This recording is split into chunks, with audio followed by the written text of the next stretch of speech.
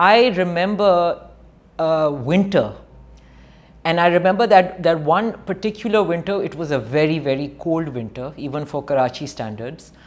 And I remember I would be walking outside in the night, and Aga Khan has these marble benches.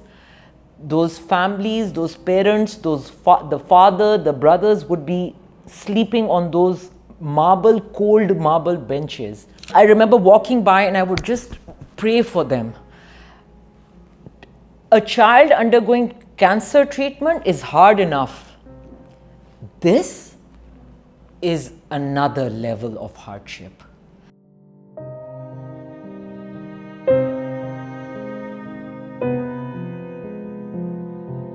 Around the world, there is an 80 to 85% cure rate, complete cure. In Pakistan, it's about 23%. Why is there such a stark difference in survival? It's because of abandonment. Children, families are abandoning treatment because they can't afford it. They're not maybe from Karachi and they've had to come to Karachi for treatment. They cannot afford, they've left their jobs, they've left their children, they don't have food on the table. Like, there's just so much that's going on in their lives that they sacrifice a child to save 3-4 others. That shouldn't be the case.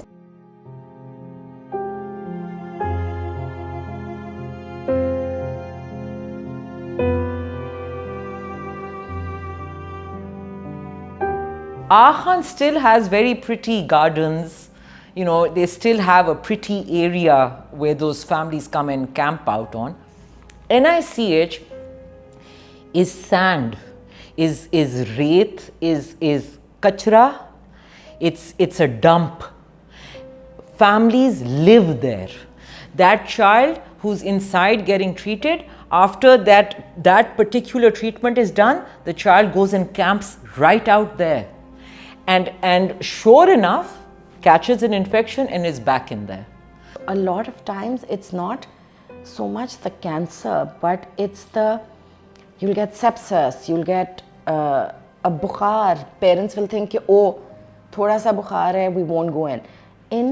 While you're getting chemo, you get a little bit of fever and you have to be rushed to the hospital because your counts have bottomed out, you have zero immunity. Hence you have got fever. So it is supremely important that you rush to the hospital. Either they continue camping there till the next treatment, or they go back. When they go back, they have now seen a cycle or maybe 2 cycles of chemo, seen the hardship, seen all of that, seen what all it entails to be doing this. They give up. They abandon treatment.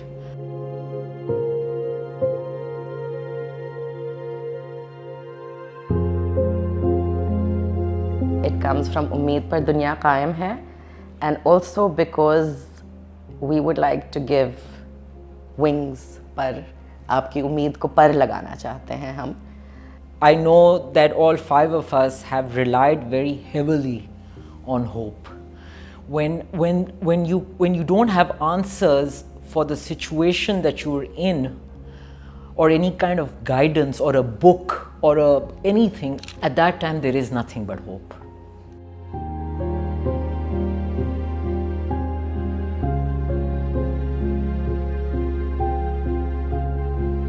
There are 5 of us. There's Nabia, there's Huda, Sana, Hira, and myself.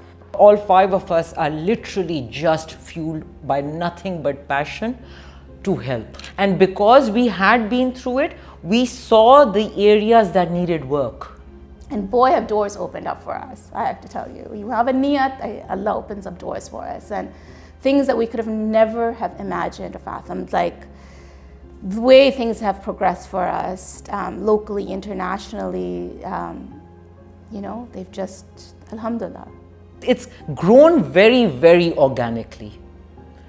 Very organically, with no ideas, no anything. It's just, and it's, mashallah, alhamdulillah, it just keeps on growing. I feel these 4 women are my soul sisters. There's more than blood. I think where pain connects you it's a bigger bond.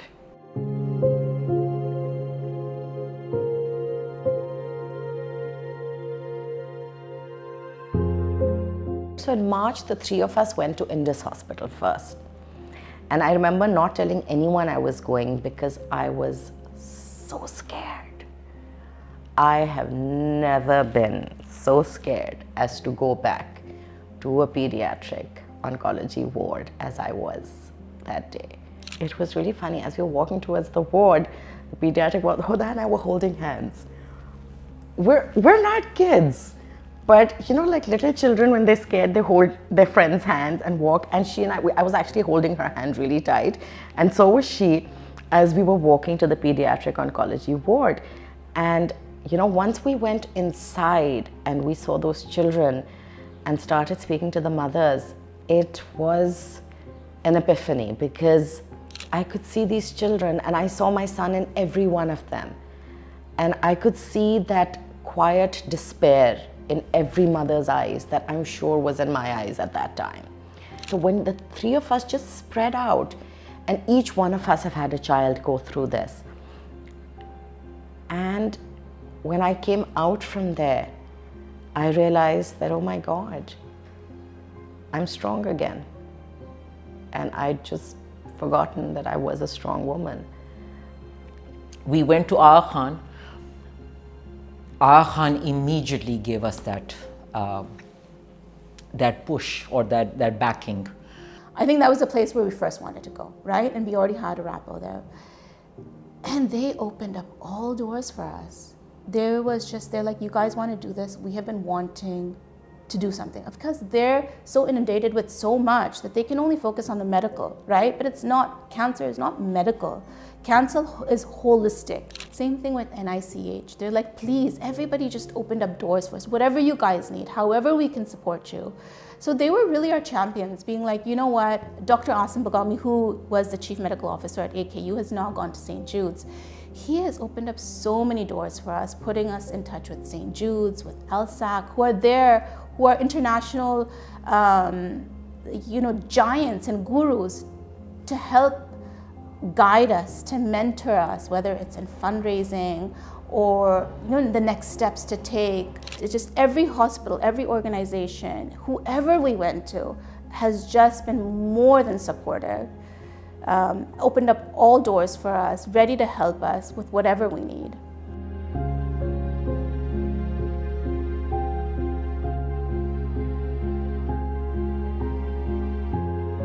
Umeed Parr wants to open a hostel. It's called a home away from home, so that we have place to keep the child with one caregiver, preferably a mother, as initially, until we can have more spaces and things to do. So now there are a lot of specifics required for this home away from home. It needs to be in close proximity to the hospital, 10 to 15 minutes away. It needs to be scrupulously clean. We need to have someone manage it. First thing we need is a premises. That's what we would require, because obviously there's only so much that we can do right now. If you look at the States, they have Ronald McDonald housing, right? Like subsidized housing where families can stay for the duration of their treatment. And then when we started speaking to countries like Malaysia, Indonesia, Ethiopia, they've come up, because the governments aren't providing them, foundations are. So they've put together these home away from homes, essentially where families can stay, a caregiver, a child can stay for the duration of their treatment. And everything is covered, right? They have a bed, they have a place to stay, food, all the basic necessities. In there, you have schooling, therapy, counseling, all of that. One place handles it all. And then they go to the hospital for the medical treatment. Where I was at Minsk, Belarus, even there, one entire floor, the residential floor, or where the kids were in wards, that was it was like a family home. There was a lounge, there was a TV there was kids playing games, then there was an entire area where there were board games. So it was and there was one caregiver, one child, and everybody was like a family unit. The one mother would be cooking, and there was a kitchen. One mother would be cooking for another mother who wasn't feeling up to it. So everyone was, and they just felt so wholesome. It just felt very, very wholesome the way it was, and cancer should be dealt with like that. It's literally you need that support. So that is what we would like to try at least to get done here, where we can provide them with food, free lodging, education. So we would require some people to come and teach these children so that they don't fall behind in school. And we would want to provide counseling services, therapy, not just therapy for the child, and family counseling. And those families that come as families, when they know that there is a hostel or a housing facility run by 5 women, maybe those husbands and brothers and sons don't even need to come. They just come, they bring just the, and mostly it's the mother who's the caregiver, that mother and the child. We can't fix your child, but we can help with XYZ that surrounds this for the family, to make it easier for them. So if the husband can go back and work, knowing that his wife and child are taken care of, and they are here.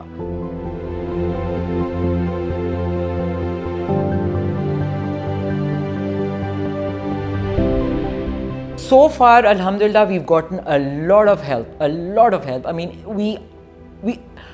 I think people are just waiting to help. So the minute we mention something, immediately we get it, alhamdulillah. There should be no disparity in a child here or a child abroad, right? Families should not abandon treatment. They should get the same care wherever they are in the world. Every child should have the same chance of survival. And that's what we want. We just want people to support us, to donate in any way, shape, or form, volunteer. And that's all we could ask for. Initially, when we started out, we were paying things out of pocket, and then we realized that that wasn't sustainable. So yes, funds is a big requirement, and there would be a point where once we have a premises is, I think, our biggest requirement. Then obviously funds, because there would be, there's food, there's staff, there's, cleaning, whatever. There's 1,000 things, that go with setting up a home away from home. But I have to say, in this hospital blew us away. And I'm talking about hospitals abroad, the best hospitals abroad, the work that they're doing at that caliber. Indus is doing the same thing, run on donations. So I have to say, we have that potential, as a nation, as if we can use organizations like Indus Hospital and aspire to be like them, we can do this together, right? We can do this. Pakistan is so philanthropic. People are so charitable.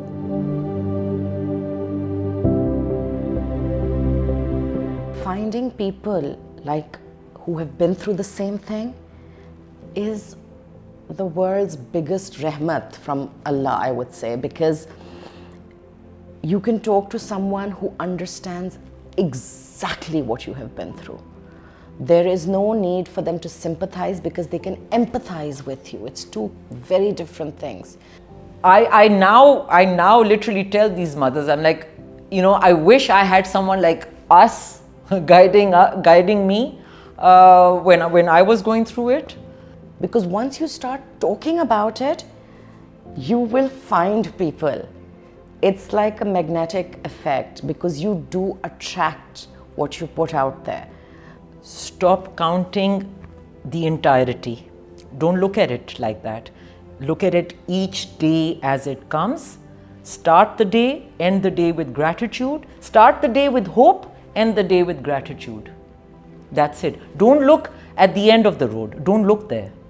Because when you start looking at the distance as to how far you have to go daily of living that particular kind of day, you will lose strength, your mind will be filled up with a lot of anguish. Look at each day. Start the day with hope, end it with gratitude. That's it. Nothing more than that. Don't look at the entirety. And if you need someone to talk to, we have an Umeed Parr Insta account. You know, send us a DM and we will set up a meeting with you and we will talk to you if you can find no one else to speak to. It doesn't have to be purely cancer related. If you want to just be connected to someone who has been through any experience, pain is pain and trauma is trauma. So, you know, we're there if no one else is, I guess.